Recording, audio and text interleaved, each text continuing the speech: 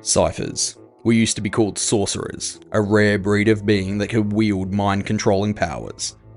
In reality, we could control electrical impulses, but we didn't come into our own until the first real computers were invented. Then we became tech gods. While we are still at an advantage to most, even those days are past now. Now, we're a curiosity in a world where tech bridges all the gaps and has mostly replaced magic. My name's Ulf Whitlock.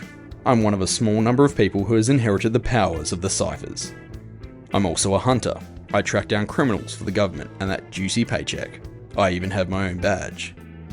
I take on all types: orcs, elves, goblins. Shoot first, ask questions maybe. That's how Dad did it, it's how his dad did it, and I'm one for tradition. Welcome to the world of cybernetics and the punk. To my world of magic, blood, sweat and steel. Welcome to the Cyphers Edge.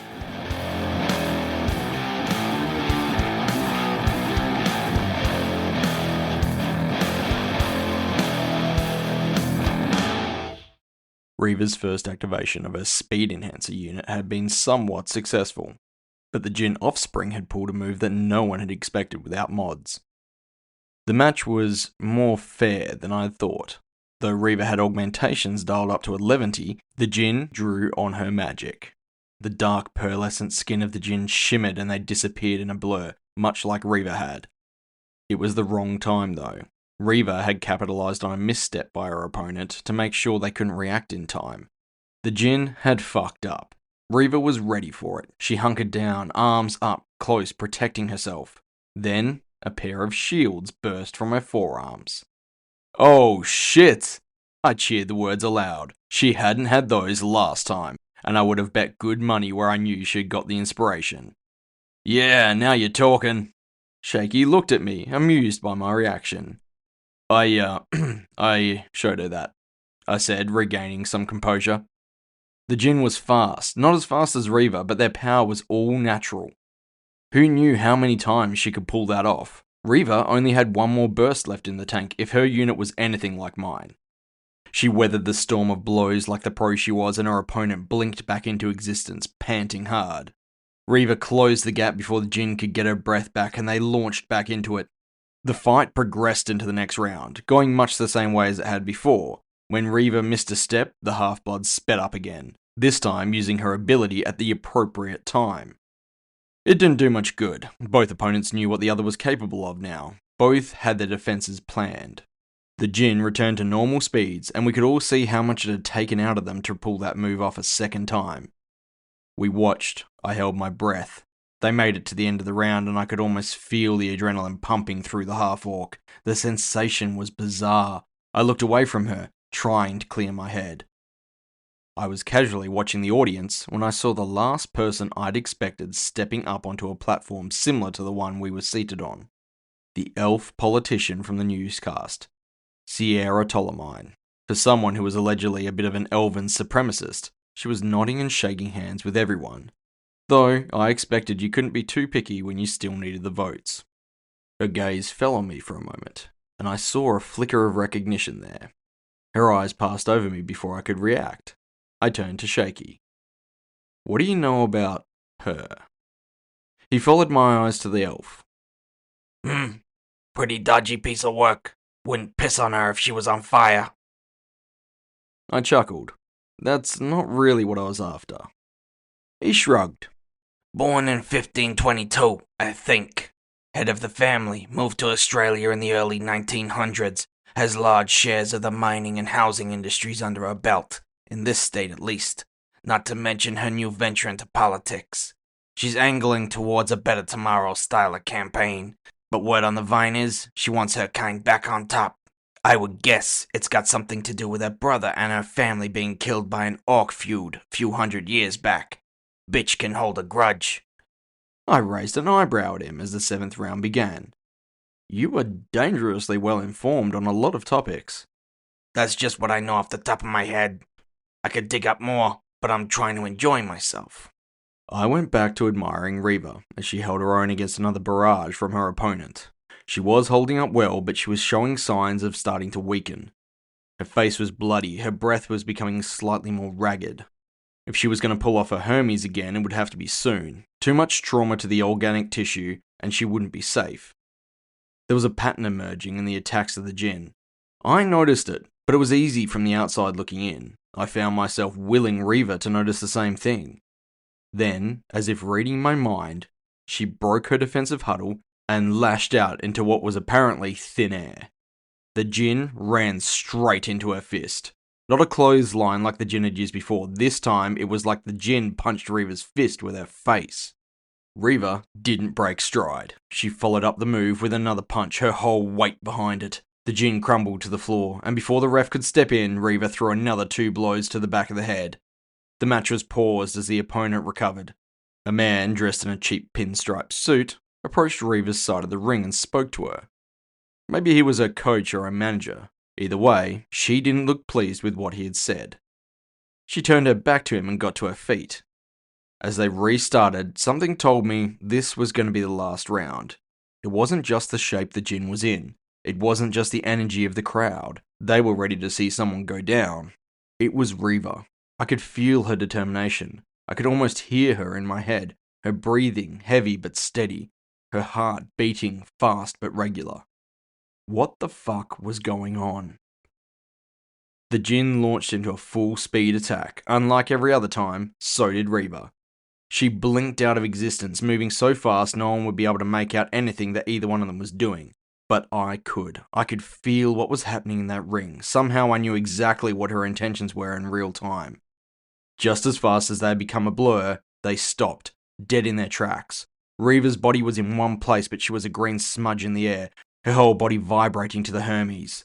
Her arms, though, were moving at a blinding speed.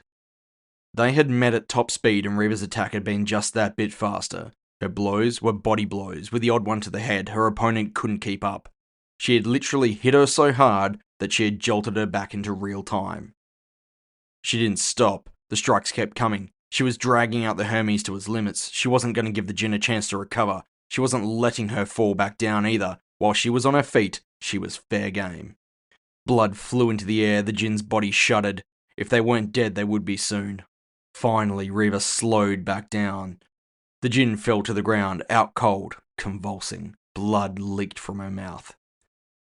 Reever staggered backwards, staying on her feet only with the assistance of the ropes. The crowd lost their shit. I felt a wave of relief flood over me. Fuck me. You're not wrong, Shaky agreed. That was unexpected. The vixen entered the ring and held Reever's hand high, declaring her the winner. She took in the cheers for a moment, then made her shaky way out of the ring back to wherever the change rooms had been set up. I'd like to see Jasper top that, I said, then necked my beer and got to my feet. But I've got a date. Shaky didn't even question me. He looked from me to the retreating boxer. Good luck. I pushed my way into the crowd, making my way to the double doors she had disappeared through. 2 big orcs stood either side of the doors. I didn't have time to mess around. I pulled out my badge. Federal Hunter Whitlock, I said. One of them looked ready to stand aside. The other held up a hand. Shaky had been right. I hadn't been throwing my weight around like I used to. Sure, I had pulled that power move on Hammond, but that was just another level of admin, really. I'd forgotten the sort of thing I was allowed to get away with. I cut the bouncer off before he could talk. I held up my other hand, yellow hieroglyphs encircling it. His eyes went wide. I was hacking into his cybernetics like it was nothing. His whole body froze where he stood. The guy was loaded with mods, 0 to fuck all in the way of firewalls. Well, they would have been fine to a normal hacker, but I didn't play by those rules. Listen, we can do this the easy way, or we can do this my way, I said coolly. His eyes flicked to his buddy, who wisely didn't intervene. Fine, he grunted. I released him, and he staggered backwards as he regained control of his body. I pushed through the door. I wasn't here. They didn't reply. It didn't really matter. Big guys like that always invested so much in cybernetics that their software was just junk. Well, to be fair, the fact of the matter was that a body and brain could only take so much kit at once, and still function. Some people had a higher tolerance than others. But it was a balancing act. You had to choose to go hard one way or the other, or just have a little of both. I recalled that when I had tried to hack Reever on the train, she had exceptional firewalls, even by my standards, and yet her body was modded through the roof. She seemed to be the exception that proved the rule. It was why I was hoping to catch her before she could recover. If she got back on her feet again, I wouldn't have time to invade her system. I followed the hallway past the kitchens and service rooms. I found her in a converted office. She'd stripped off her gloves and wraps on her hands. She was seated on a bench. A water bottle lay discarded on the floor. She didn't look up as I entered. She just continued to wipe blood from her face, her mohawk drooping to one side, heavy with sweat. I closed the door behind me. "Don't bother locking it," she said, looking down at the floor, towel over her head. "I'm not going anywhere." I could feel her intentions. She wanted this confrontation. Not in this way, but she wanted me here all the same. "Been a while. Good to see you've kept in shape." She looked up at me, dropping the towel to the bench. "You think so?" "From what I saw out there," I said, nodding to the door. She shook her head and groped for the water bottle. It was just outside her reach. I bent down and picked it up, passing it to her. I stood silent for a long moment. She drank it, then tossed the empty bottle over her shoulder. I asked the question I'd come here for. Why have I been asking about you?" She stole the words out of my mouth. "Yeah, I'm not exactly a fan of stalkers, and I'm not in the habit of acquiring groupies, so what's the deal?" She laughed. It was short and exhausted, but she laughed all the same. "And I'm not a fan of getting voices in my fucking head." Her voice grew in intensity as she spoke. I was taken aback. Again, I could feel her emotions, her anger, her fear. I had no clue what she meant by that. "What the hell are you talking about?" She reached out and grabbed my hand. I made to pull it back and break her grip, but she just pressed my palm against her forehead. "Why don't you just reach in there and pull out the answers? You're already in there!" I pulled back my hand like I'd been shocked. When my skin had made contact with her, I could hear the echoes of her words in my head. But they had preceded her speech. "What the fuck is this?" I tried not to let the panic leak into my voice. She was on a knife edge between rage and fear. There was even a level of panic in there too. I backed up and she collapsed back to the bench, her face in her hands. Then, in a flash, she reached down into a duffel bag and drew out a gun, a large caliber revolver. My subdermal armor would do fuck all at this short range. I backed up some more, my hands in the air. "Whoa!" She held it pointed at my face, her hand surprisingly steady. "Let's just rewind a moment, shall we?" "Easy for you to say," she spat. "Look, I don't have a clue what's going on here." She hesitated. "You don't, do you?" I shook my head, trying to stay calm, trying to keep her calm. "You're inside my head," she shot back. "And if you don't get the fuck out, I'll shut you up the old-fashioned way." Her hand started to shake, with fear or rage. I wasn't sure which. "Ever since you used me, puppeted me, you've been in there." She pressed two fingers to her temple hard. "I can hear you, whispering away." I had never had something like this happen before. I should have known there was something wrong back when she'd been in the ring. Somehow my thoughts were resonating in her mind. On my end, I was getting echoes of her emotions. "I can feel you," I said, trailing off. She looked disgusted for a moment. "No, not like that. I can feel your emotions. Back during the fight, I could feel your intentions." The gun lowered slightly. "You mean, you're not doing this on purpose?" I shook my head. "Sorry, but I have no idea how this happened." "So you can't reverse it then?" The panic rising again. I regarded the gun and considered my mortality. I don't know." Her hand shifted on the grip. I could feel the conviction building inside her. "Well then, I guess it's plan B." Right at that moment, the door at my back burst open. I was thrown forward into Reever, the gun flying from my hand and clattering to the floor beneath the bench seat somewhere. I regained my balance, turning to regard the intruders. 6 mean-looking assholes in suits. I knew gangsters when I saw them. These guys had organized crime written all over them.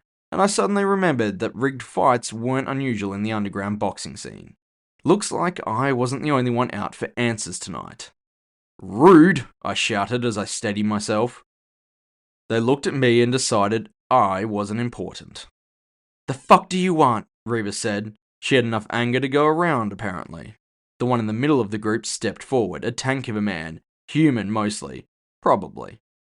"We had a deal. You go down in the 10th. She snarled at him. I was forgotten. She was all rage now, and it was all at them. "I never agreed to anything. I'll pay my debt the old-fashioned way." He shook his head. "Sorry, we're past that." Reaching into his jacket, he pulled out a silenced pistol. A couple of his buddies did the same. They were a diverse group. 2 orcs, the human and an elf, and 2 who looked like they had troll somewhere in their gene pool. I switched to my other side, not bringing any attention onto me, just looking. Not that it made much of a difference. I knew once she was dead, they weren't going to leave any witnesses.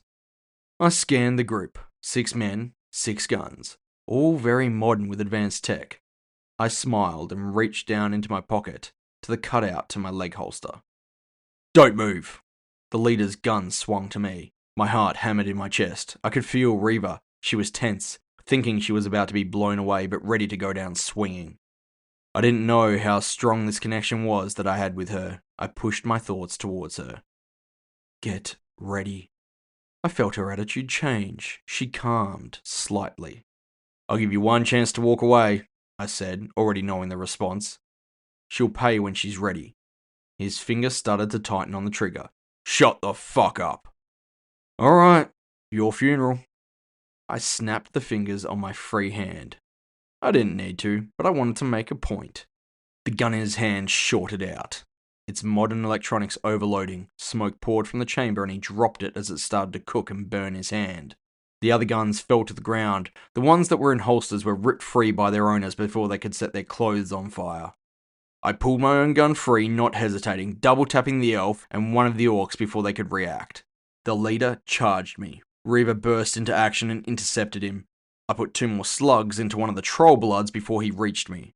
At the same time, I'd been hacking the other orc. He screamed in pain and fell to his knees.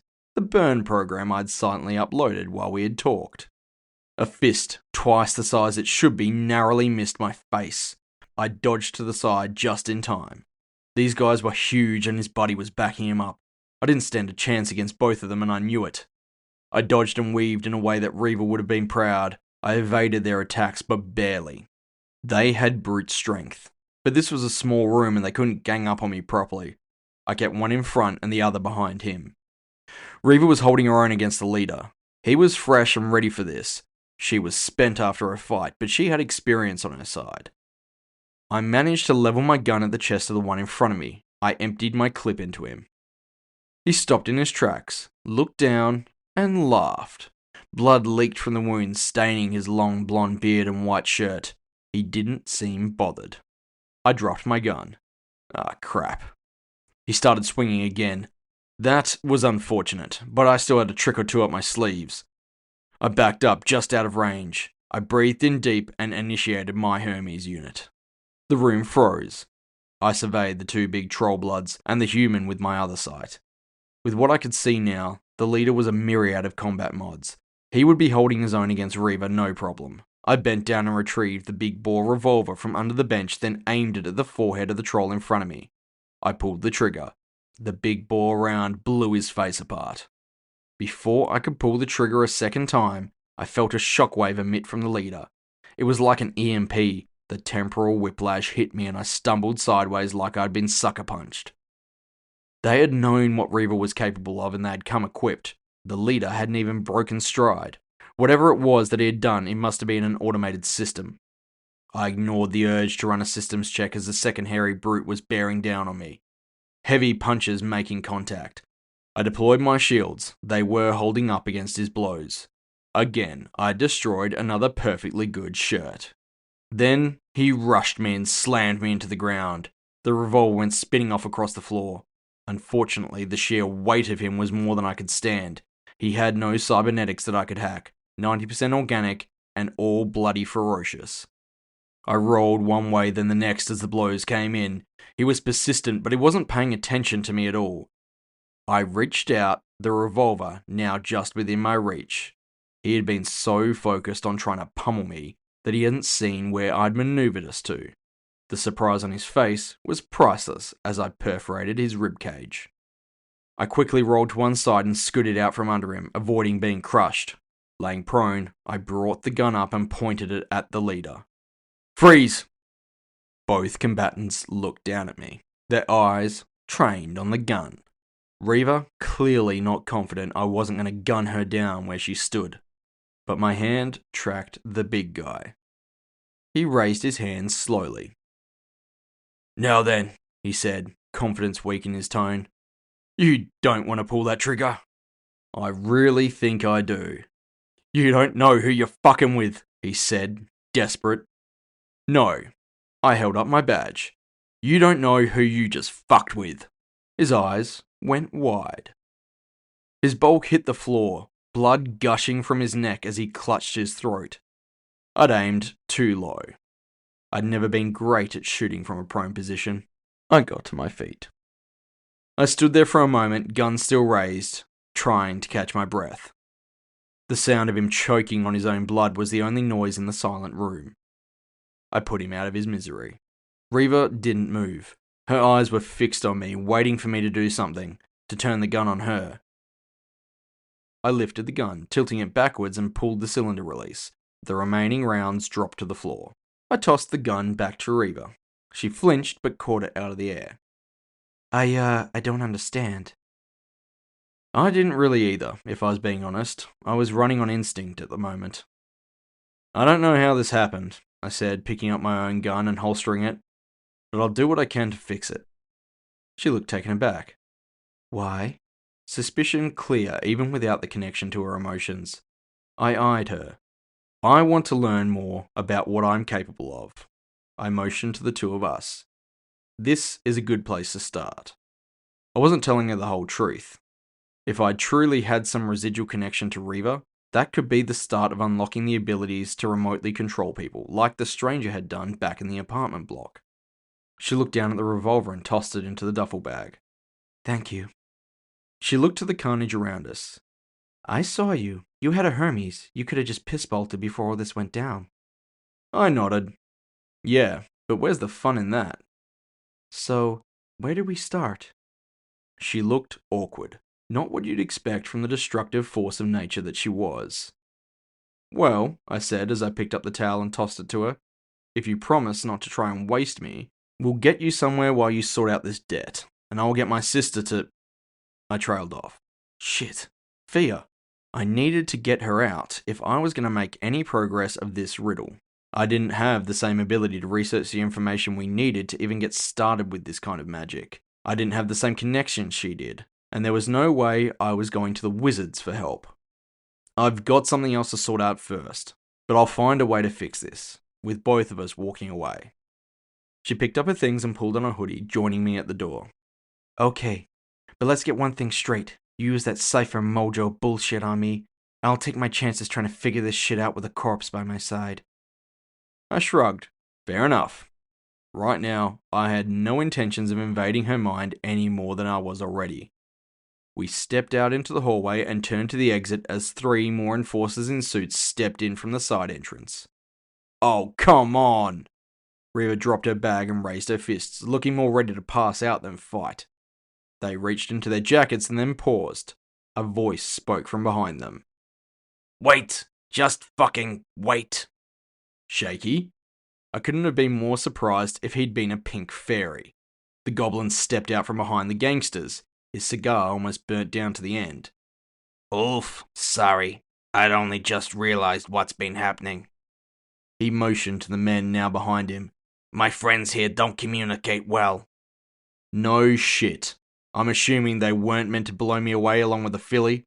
I nodded to Reever. I did pass on word that you were to be left alive, but these men aren't strictly my boys, so Thomas in there decided to ignore my suggestion. He paused and looked at the door. I'm guessing he's dead. You gonna make something of it? I really didn't want to fight him. Even if I was fresh, with time to prepare, that was something I wasn't keen on trying on. He shrugged it off, like it wasn't important. All's fair. They tried to waste a hunter. That's on them. Shit happens. What the hell is this, Shaky? I said, losing my temper. He drew the cigar from his mouth and pointed with what was left of it. She owes an associate of mine a considerable slab of cash. You were meant to go down in the 10th, darling. Reever gritted her teeth. I never agreed to that. He shrugged. Not up to me. Not my money. I'm just helping out a friend. Well, now, so am I. I felt Reever's surprise at this close proximity. He took another drag on the cigar, then threw what was left on the ground and crushed it out on the white tile floor with a well-polished shoe. We got a problem then. I don't want to get you messed up in this, boyo. I thought about it for a second. You cover her debt, I'll owe you. He raised an eyebrow. That's a bold offer. You don't even know how much she owes. How much? $60K. Fuck me. I shot her a look. That was outside my budget. Maybe keeping her alive wasn't worth all this crap. Too stubborn to back down, I pressed ahead. You know I'm good for it. I'm not about to run. He looked from Reever to me and seemed to find something funny. He smirked. Fine. You owe me. Let's just leave it at that for now. That was vague. Way more vague than I liked. Owing Shaky 60 grand was a debt that could get me into even more hot water if he wasn't just after cash. Fine. He grinned and turned. A snap of his fingers, and the three brutes followed him out of the hallway. I breathed out a sigh of relief I didn't know I'd been holding in. Friend of yours? Reever asked. I nodded. Yeah, luckily. I picked up her bag and handed it to her. Okay, we're heading back to mine, and then you're going to fill me in on how you owe that much money to people like that. She had the decency to look sheepish. And it better be good.